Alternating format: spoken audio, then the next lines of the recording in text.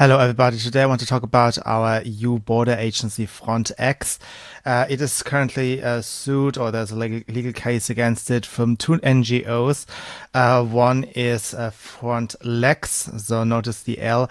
It is an NGO that is designed to bring down the border agency. And the second one is the Legal Center Lesvos, which is centered around the refugee camps on the Greek island of Lesbos. The case circles around the idea that the ships of Frontex cut off the dinghies of the migrants, and that it is outside of the mandate of Frontex, and B, would constitute an infringement, a break of the concept of non-refoulement. First, I have to say about the mandate that this is probably accurate. Frontex is just a supplementary border agency that is supposed to support the work of the national agencies. This is down to the way the EU presents itself as a non-nation. In reality, of course, it is taking ever more powers and is becoming a nation, but it has to sell itself right now, still today, as a non-nation fighting against nationalism. And that means that they can only really assist any national agency in various affairs. And in this case, this would mean that they gather information. They are collecting satellite information, for example, and they are patrolling the seas with ships of their own. And also they have created a landing and borrowing hub with which they exchange the staff members, as well as, real goods like ships, like any gadgets that are necessary in the work of the border agency.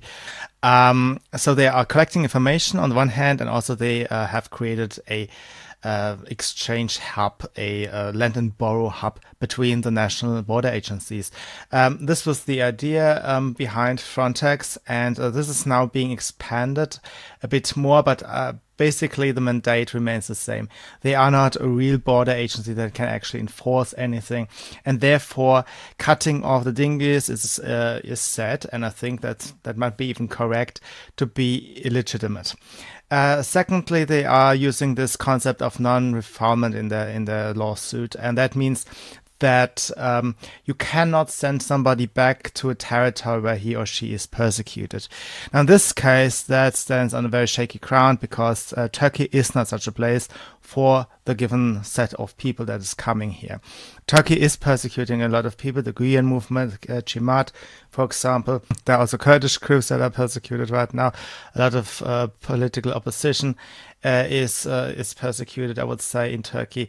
But the people that are most likely to come here in these dinghies are not persecuted. But here comes a weakness of the EU law, which is our treaties and directives, and that is that every case must be decided individually. I've made a video recently about a court of justice verdict against Hungary, in which they confirmed that everybody has basically a right to start a lengthy and expensive legal process for asylum, and also that there must never be a bulk solution to it. So you have to go through everything case by case, and this goes back to a directive from the year 2008. It's 2008-115 EC, that's the name of it. And it says in Article 16, member states should ensure that the ending of illegal stay of third country nationals is carried out through a fair and transparent procedure. According to general principles of EU law, decisions taken under this directive should be adopted on a case-by-case basis and based on objective criteria, implying that consideration should go beyond the mere fact of an illegal stay. This something has to do with human rights, usually, or at least that's the lip service. They want to paint this as uncompassionate, and because Frontex has such a weak mandate, and at the same time they are patrolling the ocean and they have to act somehow if they see somebody trying to cross the border.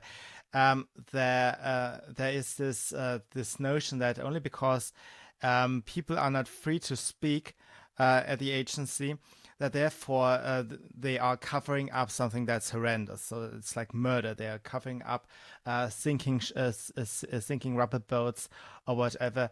And the reality that the mandate is just cut in a very of awkward ways, so that people don't feel comfortable to openly discuss what they are doing, and that there might be nothing sinister behind it, is of course not really transferred to the wider public, and therefore these NGOs have an easier time to just say, "Ah, look, even those agents feel uncomfortable, etc." So something is very dark in that corner. And that again has risen now to the anti-corruption agency Olaf. They have now searched the offices of the leader of Frontex, Mr. Fabrice Leggeri, and his assistant Thibault de la Haye. Giselle. I'm not sure what nationality he is or how this name is pronounced.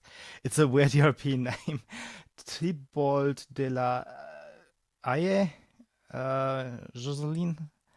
Um, anyway, so they have raided the offices of these guys and collected information for law breaking, or if there is something to the claim that there's some obfuscation going on. And given the mandate of Frontex, it is likely, as I said, that there is something going on, because they have made legal border control basically illegal. So they are searching themselves for, or the EU is searching itself basically for doing what they have to do to protect the Schengen area. The Schengen area is that area that does not have internal borders, and therefore they have to protect the outer borders. At least this was the promise. Now they are, of course, now countering this with their own actions, and Olaf is searching the offices of the leader of the supplementary border control agency, because he cannot legally actually protect the border, because they have made everything illegal that they could do. I also think that maybe Frontex is unnecessary if the money would just be put into a fund and make it drawable for these national border agencies, exclusively for the purpose of patrolling and securing the border. I think we all would be better off. So I'm actually not a fan of Frontex. I'm just saying that if you want to do something, you actually have to also allow people to act effectively. Alternatively, these people are just taking away assets, like they are patrolling with the ships around, where then, of course, the Greek border controls cannot patrol. And in such a case, Frontex is only a liability and no longer an asset in itself, if it's just taking away the assets from border control agencies that can effectively do something. Additionally, we have now an ombudswoman, Miss Emily O'Reilly, that is looking into it because there's also this growing suspicion about the entire agency. They are under constant interrogation, and an ombudsman is somebody who it's basically a sinecure office, I would say, but they can ask for insight, for internal documents from all kind of agencies, and look into this and look into that. They are not directly elected by the people. I'm actually not very favorable of this institution to begin with. So Miss O'Reilly is the busybody for everything. The suspicion around the agency is epic anyway, says the Frontex Scrutiny Working Group that was set in motion only a couple of months ago, that is to investigate all fundamental rights violations by the agency that, as I said, is only supplementary. So it's really only providing ships, or is allowing, or is organizing the landing and borrowing between national border agencies, and is searching for information. So the information collecting agency has a human rights ensuring working group, and that is reporting to a second human rights agency or committee, the LIBE, the Civil Liberties, Justice and Home Affairs Committee of the EU. And that committee has now a full-time, and they have set up this working group as a full-time worker whose 9-to-5 job is to only take reports of complaints against Frontex. And additionally, Frontex was given the obligation to hire 40 human rights agents that are looking into the potential human rights violations of an agency that's only collecting information. And I think the heart of the problem really is that we live in this infantilized culture that cannot weigh the pros and cons of anything, cannot discuss things that are ugly, like maybe, some rubber boat that may be sent back could sink because it's the open sea, and bad things can happen. Death is a part of life, etc., etc. And also, I have to be careful to say that I'm not advocating for death. I'm not advocating for murder, etc., etc. I'm just saying, well, they are already. I think they have in one case they are accused of providing a rubber boat for the exchange of a broken rubber boat, so the migrants can move back to the shores where they came from. Unfortunately, we can no longer admit such things to the wider public because of the infantilization of the past decades. Which has led us to hide the fact that sometimes risking some lives is necessary to secure the safety and the well-being of the majority of society at large. And this is also true for migration. The destabilization of the Western world will bring down the life expectancy for all humanity. Currently, we are providing the medication, the food supply, etc., for all across the world. The technology, everything people need usually comes out of the Western world. We in the Western world are the reason why the world is overpopulated, why people still live today that otherwise in earlier times would have died. Okay, and if we revert to earlier times, and if we get the Western world destabilized like other parts of the world are destabilized, then of course this growth of the population, of the world population, will stop and reverse.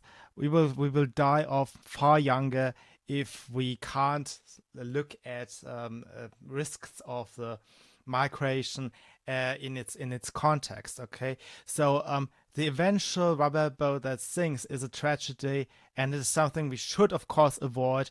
We should provide people with better rubber boats if it's likely that we are encountering people with broken rubber boats.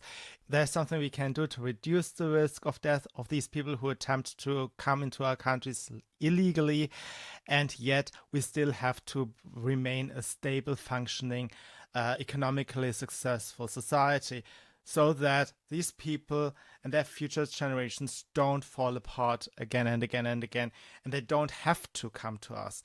That's the long-term goal. And then there's one goal that I cannot even start addressing, because I also then sound harsh and hard if I do. Because, well, the way you improve people's living standard is not through foreign aid. Do you know how Poland, the Czech Republic, Hungary, etc., became better off? By bankrupting Moscow, okay? You had to bankrupt tyrannies. Now go to some do-gooder leftists and tell them, you actually have to bankrupt some African dictators. You have to ultimately bankrupt them and tell people why the hell their life sucks. You have to actually defend your values. You have to explain people that they will never have a successful business or anything if they have to pay judges and police officers for every conflict in their societies.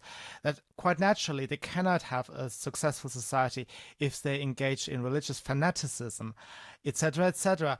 All of these things must be on the table to be discussed, and this is the only way you can create a long-term perspective. You have to bankrupt regimes, you have to tell people why they are stupid, you have to tell people how to live a better life, and I fully understand this comes with a lot of risks, but risks reduce if they are shared by many, and there is an obligation that has to be carried by Africans, by Asians and Latin Americans to do something about the dismal states of their societies as they are right now. I also must say that crossing borders has always been the most dangerous thing on the planet, across all cultures, in all times, even if they are not stable in one region. So even if we don't talk about nations, but only about tribes, you had always this scenario that if you approach a tribe, you do it most submissively. You go to the chieftain and you present some presents, etc., etc. This has always been the case. You don't just come around on a rubber boat and demand to be fed, to demand to be clothed, etc., etc. This has never been the case in the entirety of history, and it is natural that the attempt to cross a border illegally comes with dangers. This is the reality of life. And I must be very careful to address these realities because, again, we have this infantility culture. Recently, I've heard that Facebook, I think it was Facebook, has banned the military of Burma. I don't know anything about Burma. Maybe they are the worst people in the world, but they banned the military for, wait for it, incitement of violence. Now, a military, and it's very unfortunate that I have to break this news to you, has only one job. Okay, it is all about showing people if you do A, we will do B, and those are our instruments. Okay, this is the military. The military is about making threats. Okay, and if the social media side decides to ban military, it just shows to me how infantilized we have become in the Western world. Because ultimately, I don't know the conflicts in Burma. Maybe they are the worst people in the world. Maybe they deserve to be punished in one way or another. But the idea of blocking accounts of a military because a military would incite violence is hilarious, and it goes a long way to show that our freedoms, particularly our freedoms of expression, are under attack by people who cannot think things through and who don't understand the long-term consequences of their actions. As you probably noticed, this video took me some time to research, and I had read through reams of treaties again and again and again. And I want to make you aware of two things that just strike my mind and I really want to share with you. And one is that these treaties all have a preamble that is basically a religious prayer, and it takes the form of referring to other documents, and by that they are creating a dogma, a religious dogma. So it says, having regard to, considering X, taking into account B.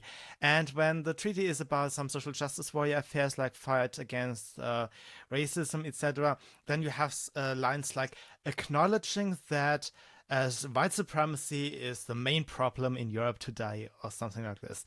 They have these sermons, these religious prayers. They write over every single treaty, unchangeable, uncorrectable treaties of the past, and by that they are creating a monolithic, dogmatic body of prohibitions and texts and ideologies that cannot be reversed. And I really want to emphasize the religious nature of this international cabal. You should really look into the preambles of these treaties and see how ridiculous they sound, and how irrational they are. It all probably began by sidelining issues that in terms of striking deals, the sideline issues that they thought were unimportant or that sound nice, that sound vague, and treaty by treaty these references create a body of assertions, and they sit there and write and read again and again and again affirmations of their existing beliefs, and they create a body of beliefs and sets of beliefs that they all pledge to all the time. They pledge to affirmations all the time. A second thing that struck me was the word acquis. You've probably never heard it except for when you are French. And it really only exists in EU documents. It does not really exist outside of it, but it may eventually follow the words nachhaltig or sustainable. That's already put into the German language. I think it's coming to the English language soon, making it from the treaty sustainable to the everyday commercials to everyday sitcoms, whatever you see on television or hear on the radio. And this word acquis is supposed to mean the prohibitions the community has already decided on. The EU is responsible for about 80% of our laws, and they are calling this acquis. Acquis is French and can mean a lot of things. The Wikipedia calls it that which has been acquired or obtained. I think a better translation would be something like achievement or accomplishment. Accomplishment, okay? So acquis is their mindset that prohibiting us from doing something, their set of laws and prohibitions and directives and guidelines, this is an achievement, okay? They want to view prohibitions as an achievement. Okay, this is very important. And a second word that has already infiltrated our everyday language is the word standards. It serves the same purpose. We are now hearing about social and environmental standards.